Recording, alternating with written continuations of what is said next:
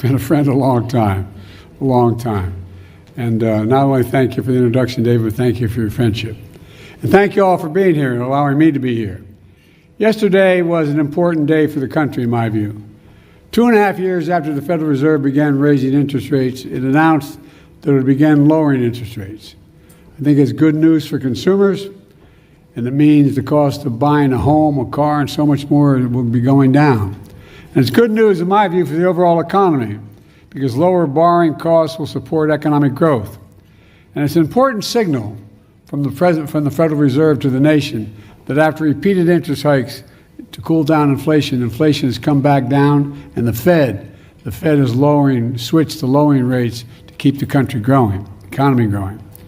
At its peak, as you all know, inflation was 9.1% in the United States. Today, it is much closer to 2%. It doesn't mean our work is done. Far from it. Far from it. No one should confuse why I'm here. I'm not here to take a victory lap. I'm not here to say a job well done. I'm not here to say we don't have a hell of a lot more work to do. We do have more work to do.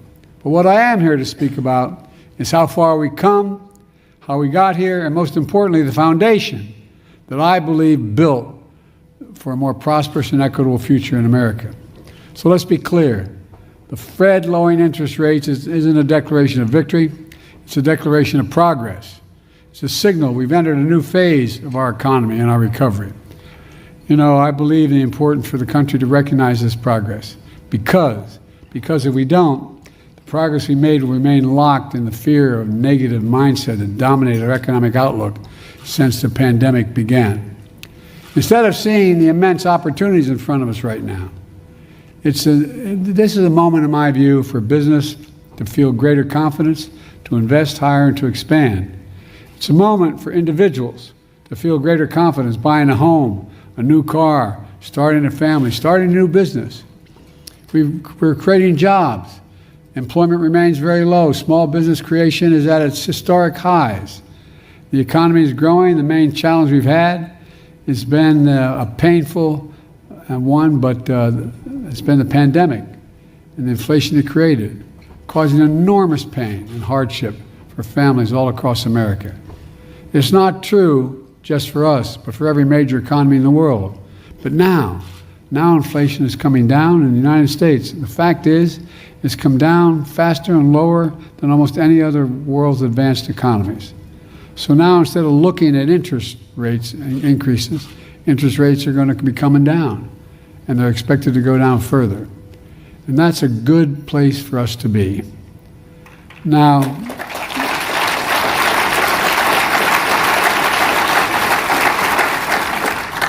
a lot of people, as you all know, maybe you know a few, thought we'd never get here.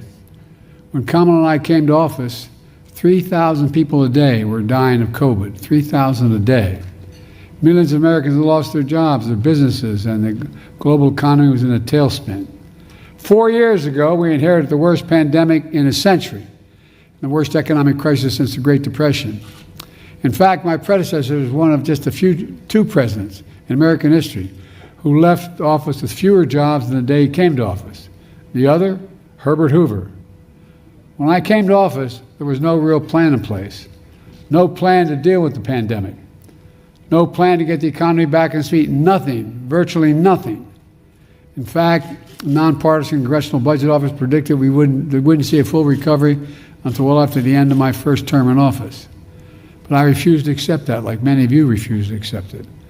I came to office determined not only to deliver immediate economic relief for the American people, but to transform the way our economy works over the long term. To write a new economic playbook.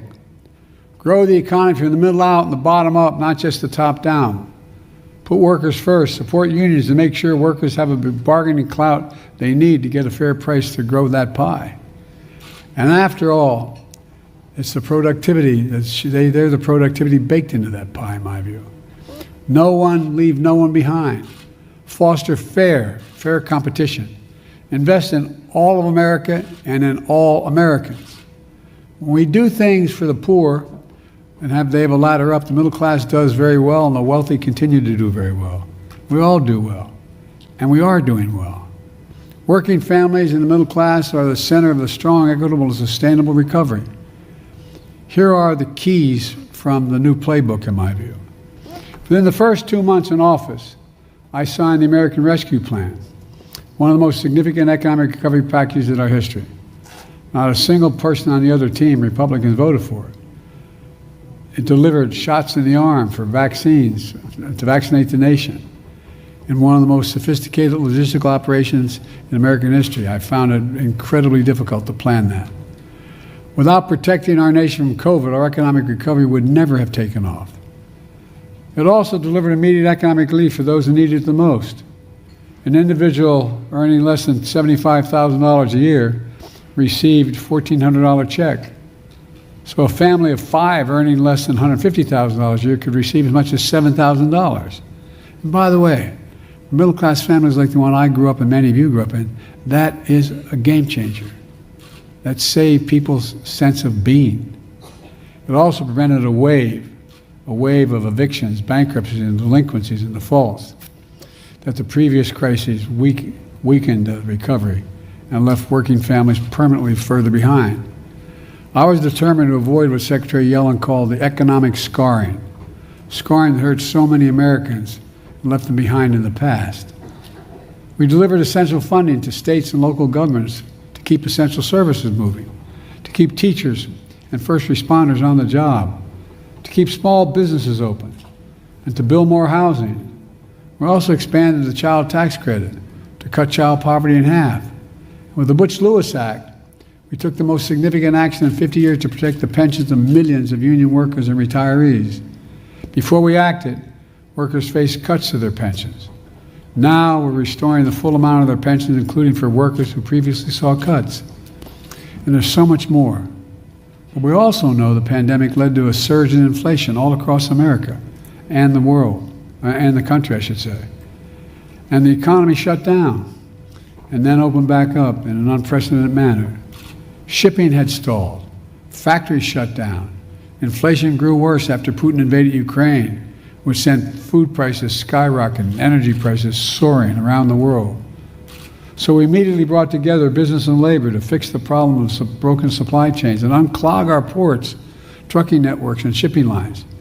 Remember those massive cargo ships stuck outside the port of Los Angeles, delaying deliveries and driving up prices during the holiday season? Remember that? We remember the shortage of baby formula and the crisis that caused? Well, we got supply chains back to normal. When we did that, inflation began to ease. Not solve, but ease. I also rallied our allies to stand against Putin's aggression. In the beginning, there wasn't a whole lot of support for that. I warned them all. I got clearance from the intelligence community to let them know when he was going to invade. They didn't believe it was going to happen. But he invaded exactly when I said he was. Led the world to realize that we're in real problem. And releasing oil reserve to stabilize global markets. By the way, our gas prices are now down to $3.22, lower than before the invasion.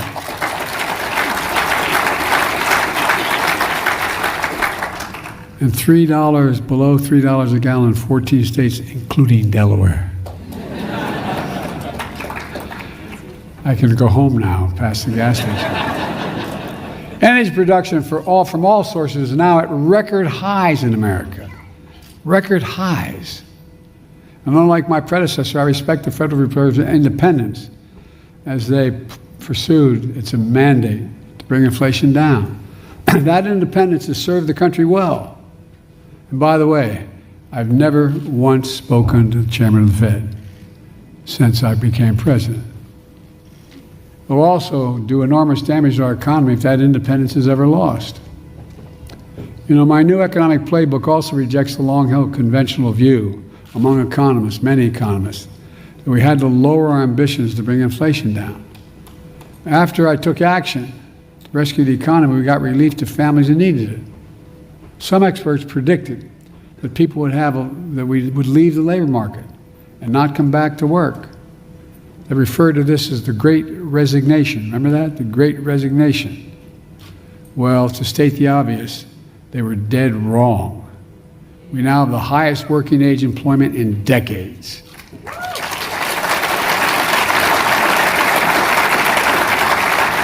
Other critics said it would take the loss of millions of American jobs and a decline in real wages and yes, the recession to get inflation back down. Possible, but I refuse to accept that. I believe, sometimes over the amazement of my staff, that we should seize the moment to finally invest in all of America and all Americans for decades to come. We did just that with what I call our Investing in America agenda. How can we have the strongest economy in the world without the most advanced infrastructure in the world? How can that be? That's why I wrote and worked so hard to pass the bipartisan infrastructure law. Most significant law in generations, modernize our roads, bridges, ports, airports, trains, buses, removing every lead pipe from schools and homes so every child could drink clean water, providing affordable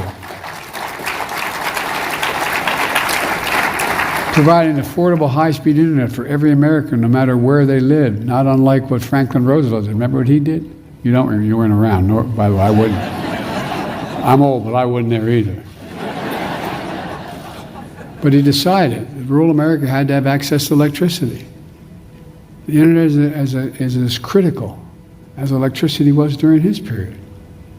I remember saying that to my younger staff, and they looked at me, well, what are you talking about? But look, we're growing our economy. Got more to do. We're improving our quality of life. We're literally building a better America because of all of you. In fact, Buy American has been the law of the land since the 1930s. And I have to admit to you, Congressman Carper, my buddy, I didn't realize that when they wrote the law in 33 about unions organizing, they also had a provision in there.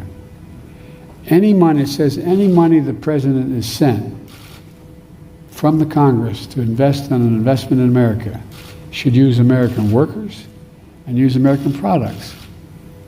Past administrations, including my predecessor, failed to buy American. Not anymore. Kamala and I are making sure the federal projects building American roads, bridges, highways, and so much more beyond that, like aircraft carriers and tanks, they'll be made with American products, built by American workers, creating good paid American jobs. How can we be the strongest nation in the world without leading the world in science and technology? I mean, think about it. We walked away for a long while investing in science and technology as a government. During the pandemic, American people learned about supply chains. You know, I remember going home saying the supply chain, and my family, the supply chain. What the hell's a supply chain? No, but I'm serious. Think about it. It became common knowledge what we're talking about to the average American. And the shortage of semiconductors, those little tiny computer chips, smaller than the tip of your finger, that power everyday lives, from smartphones to automobiles to dishwashers to advanced weapon systems and so much more. Think about it, it takes over 3,000 chips to build an automobile. Remember the crisis when you didn't have access to them in the automobile industry? And by the way, we invented those chips here in America. And we still design the most sophisticated chips in the world. But over time, my predecessors thought it was better to manufacture those chips overseas because labor was cheaper. That's why they went overseas. The result, when the pandemic shut down those chip factories overseas, the price of everything went up because we didn't have enough chips here in America. We learned the hard way that one of the best ways to strengthen our supply chain is to make sure the supply chain starts in America.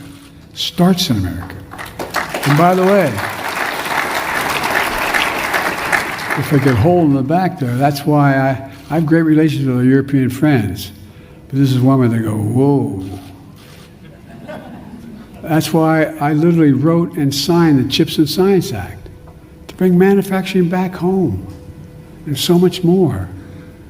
As a result, private companies from around the world are now investing tens of billions of dollars to build new chip factories right here in America, New York, Ohio, Arizona, all across the country.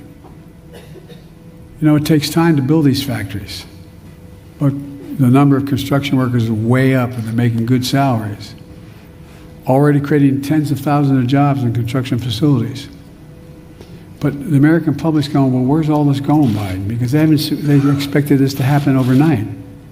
You got to build the factories first. When these factories are finally built, we'll have tens of thousands of jobs running those factories, so-called fabs. As you all know, this is one audience I want to explain to. These fabs are bigger than football fields. Creating jobs that are going to pay over $100,000 a year, and you don't need a college degree. And it's going to generate such economic growth with the one outside of Columbus, Ohio, 1,000 acres. I call it a field of dreams. The old playbook was to go abroad, the cheapest labor, export American jobs, import foreign products. Our new playbook is we export American products and create American jobs right here in America where they belong. But that's not all. I wrote and signed into law the Inflation Reduction Act, the most significant climate law ever anywhere in the history of the world. When I say I wrote, I actually did write some of this, as my daughter would say, with my own paw. Skeptics told me we couldn't get it done, remember? We couldn't get this done. There was no possibility of this. There wasn't a consensus. And if we did it, it would be too late and too little. But we did it with your help. $369 billion for climate and clean energy. More than ever happened in the history of the world. Not a single one of the opposition Republican friends voted for it. It took Vice President Harris to cast a tie-breaking vote in the Senate. The Inflation Reduction Act. It's going to help cut carbon emissions in half by 2030. We're well on the way, including, well, I won't go into it all, and creating hundreds of thousands of good-paying, clean energy jobs for American workers. I set up a climate corps, just like the Peace Corps. It's going to, you watch what happens with that. Lower energy costs for families with tax credits, to install rooftop solar and efficient energy appliances, to weatherize your windows and doors with high-tech insulation, more efficient heating and cooling systems, get a tax credit for doing it and grow employment and grow the economy. And so much more.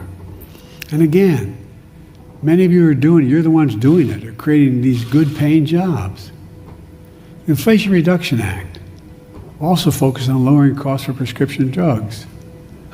There was a law in America that I fought like hell as a senator, and a lot of others did for a long, long time, to change the law. The only agency that could not negotiate prices was Medicare. For years, many other members of Congress fought for decades to change that and give Medicare the power to negotiate lower drug prices, like the VA was able to negotiate drug prices for veterans. Well, with the Inflation Reduction Act, we finally beat Big Pharma. And we finally gave Medicare the power to negotiate lower prescription drug prices. And now, many of the seniors have diabetes, as one example. But now, instead of paying up to $400 a month for that insulin, for their diabetes, they're only paying $35 a month. $35. And they're still making a hell of a profit, by the way. You know how much it costs to make that insulin? $10. T-E-N dollars. $10. Package the whole thing and get up to $13. By the way, if I had Air Force One sitting out there, I could get you in a plane and take you anywhere in the world, any major capital. Whatever prescription you have, I can get it for you cheaper in Toronto, London, Berlin, Rome, anywhere around the world. But it's just beginning. The same law says that starting this January, we don't have to obtain any new changes with the law, the existing law, every senior's total prescription drug costs will be capped at $2,000 a year, no matter how expensive their drugs are. Even expensive cancer drugs that cost $10,000, $12,000, $14,000 a year. These reforms don't just save seniors money, but equally important, they save every American taxpayer money. Just so far, these reforms will save American taxpayers $160 billion over the next decade, because Medicare won't have to spend that anymore. And by the way, that weight loss medicine is just getting going, man, that debate. Watch. All told, we're proving that we can bring down inflation while safeguarding hard-won gains in jobs and real wages in American workers. Today, a record 16 million jobs created, more than any other single presidential term. When I took office, more than 2 million women left the workforce due to the pandemic. If you listen to these other guys, they think women don't want to work. They don't know women in America. Oh, I'm serious. Watch. Watch, watch, watch. And speaking of watches, on my watch, we reversed the loss. We actually increased the number of women working by an additional 2 million women in the workforce. And by the way, we have the highest share of working age women on jobs since 1948. And we started to keep track that back then. With wages up, incomes up for women workers, we've always believed women should be paid equally for equal work, and there's not a single damn job a woman can't do that a man can do, including being President of the United States of America.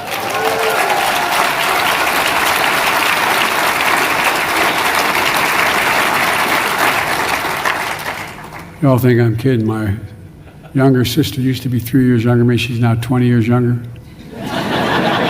Went to the same university, took the same courses. She graduated honors. I graduated. She's the one who should be. Anyway, 19 million people have applied to start new businesses. That's a record. And here's the thing about those new businesses. Every application to start a new business is an act of hope. It's an act of optimism, hope.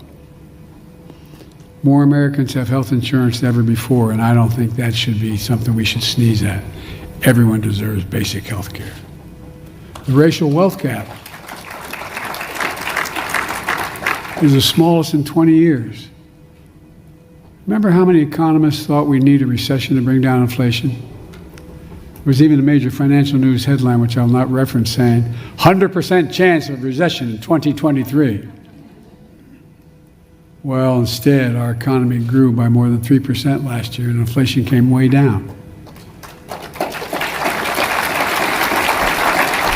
American households came out of the crisis, American households, with stronger balance sheets, higher incomes, greater wealth. And all that progress is a remarkable testament to the resilience and determination of the American people. They're the one, determination of American workers, of American entrepreneurs like all of you, of American business, is in stark contrast to my predecessor's record. His failure in handling the pandemic led to hundreds of thousands of Americans dying because of COVID. Remember, just inject a little dye, you'll be okay? His failure to lead the economic crisis that followed, that create millions of Americans, caused them to lose their jobs. In fact, the last month of his failed term was the last month our economy lost jobs. On my watch, the economy has created jobs every single month for nearly 4 years. Because of you. My predecessor enacted a $2 trillion tax cut, which made overwhelmingly benefited the very wealthy and the biggest corporations. Made you feel good, I'm sure. But guess what? We don't have to hurt corporations. We don't have to. I come from the corporate state of the world. For 36 years, I represented a state, Tom and I, that had more corporations incorporated in Delaware than every other nation in the United States of America, every other state in the nation, the entire nation, in the state of Delaware. But what did his policies do? Increase the federal deficit significantly, more than any other previous presidential term.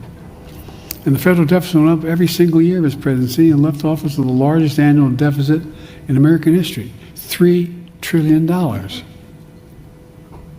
And now, he not only would give another $5 trillion tax cut for the very wealthy and the biggest corporations, he wants a new sales tax on imported goods, food, gasoline, clothing, and more. As most of you know, such policies would cost the average American family nearly $4,000 a year. And he and his allies say they support workers in the middle class. Give me a break. On my watch, we created over 700,000 manufacturing jobs. He lost 170,000 manufacturing jobs in 4 years. On our watch, factory construction is at a record high. It increased 210%. On the other team's watch, factory construction barely increased 2%. On my watch, the trade deficit with China declined to its lowest level in a decade. On his watch, the trade deficit with China soared. On my watch, we're seeing a record stock market and record 401ks. The bottom line is, I'm a capitalist. I wish I had more stock. But I believe capitalism is the greatest force to grow the economy for everybody. I really mean it. Now, don't point to the fact that for 36 years, as Tom will point out to you, when they did the income of all the members of Congress, I was listed as the poorest man in Congress. I never thought I was poor. I had a decent salary as a senator. But we face a fundamental choice. For the past 40 years, too many leaders have sworn by an economic theory that has not worked very well at all, trickle-down economics. Cut taxes for the very wealthy, and they deserve having taxes cut. But cut for the very wealthy and hope the benefits trickle down. Well, guess what? Not a whole lot trickled down to my dad's kitchen table. It's clear, especially under my predecessor, that trickle-down economics failed. And he's promising again trickle-down economics. But it will fail again. In fact, President Clinton pointed out that since the end of the Cold War in '89, America has created about 51 million jobs. Of those 51 million jobs in that period, the economy under Democratic presidents created 50 million, in fact, 50 million of those. And the economy under Republican presidents created 1 million of those new jobs. Folks, I've laid out a better choice, in my view, to grow the economy, from the middle out and the bottom up. I promised to be a president of all Americans, whether they voted for me or not. And I kept that promise, making a lot of Democrats very angry because studies show that the laws I signed actually delivered more benefits to red states than the blue states. That's a fact. More went to Republican states than the Democratic states. It may not have been good politics, but I believe it's good for the country. And I kept my promise. Today, we're better positioned than any nation in the world to truly win the economic competition of the 21st century, in my view. And there's so much more we can do. We're going to continue bringing down prices for families by building more affordable housing, making child care more affordable. And by the way, you make it more affordable, it increases economic growth. Growth. By continuing to lower health care costs as well. We're continuing fighting to make sure everyone pays their fair share of taxes. And by the way, I hope some of you out there are billionaires. But paying 8.2% ain't quite enough. If you just paid 25%, it would generate enough income, $500 billion over the next 10 years. We could cut the deficit, be paying 25%, wouldn't it? Anyway, I don't get it, I get going, my stuff. But my point is, that includes they extended the child care tax credit to cut child poverty in half. We're determined to lower prescription drug costs, not just for seniors, but for everyone. Helping the federal budget and household budgets, and so much more. I'm sorry to go on so long. Let me close with this. Early in my term, I traveled to the skepticism of some of my own team and many of the Democrats to South Korea to meet with President Xi and President Hu in South Korea and the CEO of Samsung. They were manufacturing a significant portion of the chips in the world. I sat with them and encouraged both of them to invest in America. And they agreed. What surprised me when I asked the CEO of Samsung why he was prepared to invest billions of dollars to build chip factories in the United States, they mentioned two reasons. Because of our workforce, which I know we have the best workers in the world, and second, they said we have the safest and most secure nation in the world in which to invest. And now, as I stand here in front of some of the most significant business leaders, successful business leaders in the country, we also know we have the best research universities in the world, the best in the world. We have the most dynamic capitalist system in the world. And here's what we can't take for granted. We have stability because we have a rule of law. Our democracy is unparalleled. I know I talk a lot about democracy from the first time around, but it's really under stress. For real. We can never lose the democratic principles. American business our economic dynamism, can't succeed, in my view, without stability and security that makes us the envy of the world, and we are. 4 years ago, we've gone from a historic crisis to greater progress than any of us thought possible. We did it with a new playbook based on one of the most oldest truths of our nation. Believe in America. Invest in America. That's the truth. Give the American people half a chance. They have never, ever, ever, ever, ever let the country down. Give them a full chance and watch them lift us up to endless possibilities. That's what I see in this room. Incredible, I really mean this, and I'm not trying to be solicitous. Incredible business leaders, innovators, who embody that sense of possibilities. You know, I spent more time with Xi Jinping than any world leader has. Over 90 hours with him alone. Traveled 17,000 miles in the United States and China. We were in the Tibetan Plateau, and he looked at me and said, "Can you define America for me?" By the way, I gave all my notes in, so they have this. And I said, "Yeah, I can define America in one word, and I mean this from the bottom of my heart. I mean this from the bottom of my heart. Possibilities. We're a nation of possibilities. We think big. We believe big. We sometimes fail, but we think big." I'm never more optimistic about America's future. Just as remember who the hell we are and how far we've come together. We're the United States of America. And there's nothing, virtually nothing, we cannot do when we act together. So keep it up, folks. We need you badly. God bless you all, and may God protect our troops. Thank you.